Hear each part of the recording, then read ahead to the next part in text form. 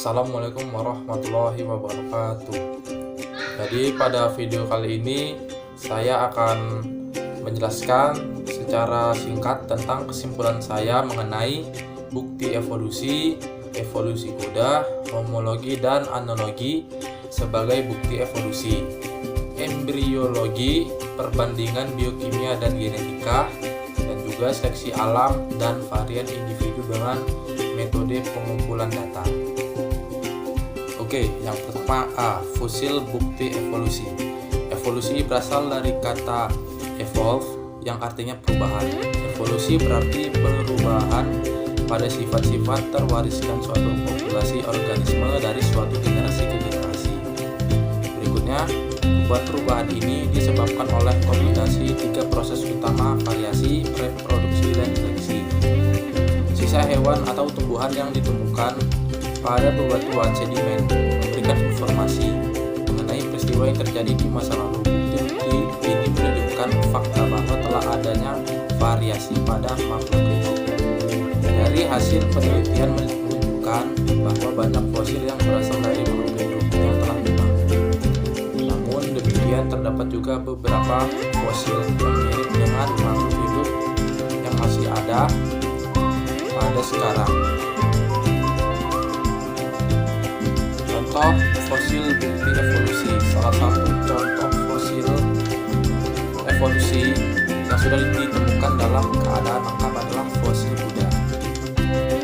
Kuda pertama diperkirakan hidup sekitar 60 juta tahun yang lalu pada zaman Eosin.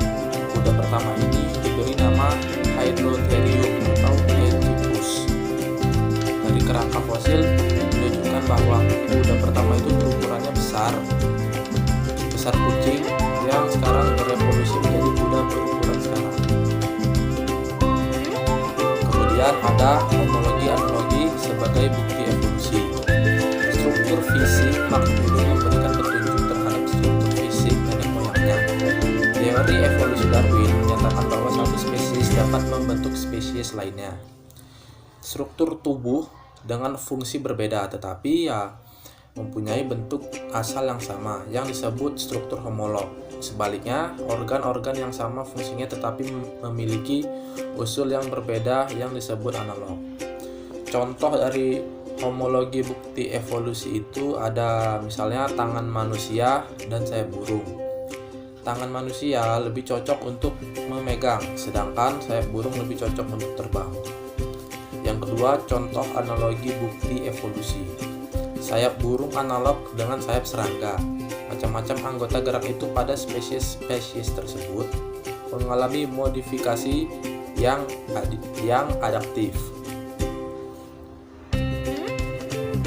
Kemudian, embriologi perbandingan sebagai bukti evolusi. Petunjuk evolusi dapat juga ditemukan pada perkembangan beberapa organisme. Perkembangan sel telur yang sudah dibuahi sehingga dilahirkan yang disebut dengan embrio. Adapun ilmu tentang perkembangan organisme yang disebut embriologi.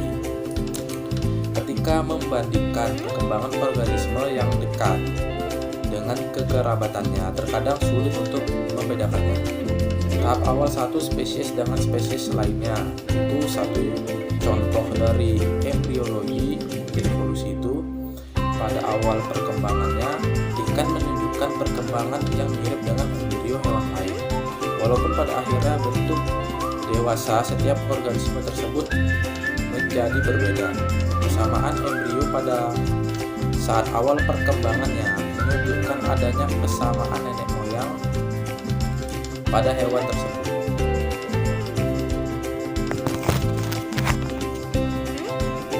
Baik, kemudian biokimia dan genetika sebagai bukti evolusi.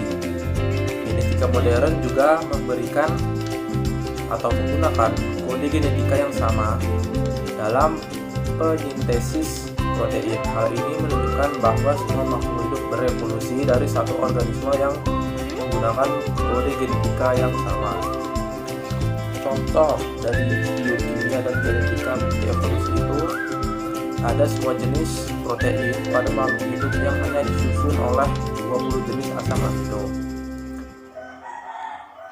Dari seleksi alam yang teramati, evolusi terjadi dalam ribuan hingga jutaan tahun. Oleh karena itu, sangatlah sulit untuk mengamati seleksi alam liar.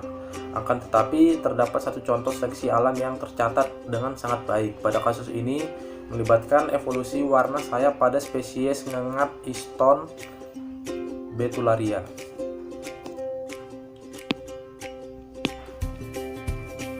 Contoh lagi dari seleksi alam yang teramati itu ada ngengat, umumnya terdapat pada di desa Inggris. Pada awal tahun 1850 sebelum terjadi evolusi industri, populasi ngengat sayap putih lebih banyak ditemukan.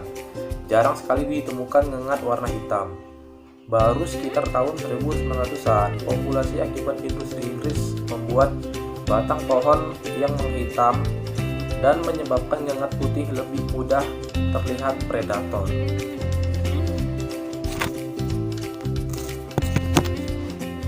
Kemudian yang terakhir yaitu variasi individu. Pada kenyataannya di bumi ini tidak pernah ditemukan individu atau makhluk hidup yang sama persis, meskipun berada dalam satu garis keturunan. Adanya perbedaan tersebut menyebabkan terjadinya variasi. Individu yang mengalami variasi tersebut dinamakan varian. Darwin berpendapat variasi-variasi itu dipengaruhi oleh faktor dari luar, misalnya makanan, suhu, dan tanah.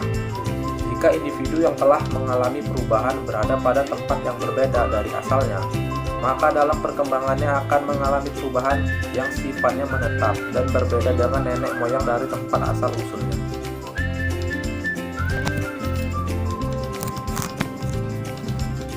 Baik, itulah tadi materi singkat saya yang sudah saya simpulkan mengenai bukti evolusi. Ada evolusi kuda, homologi, analogi sebagai bukti evolusi, embriologi, perbandingan biokimia dan genetika, seleksi alam, dan varian individu. Apabila ada kesalahan pada saat saya menyampaikannya lewat video ini, saya mohon maaf. Saya akhiri. Wassalamualaikum warahmatullahi wabarakatuh.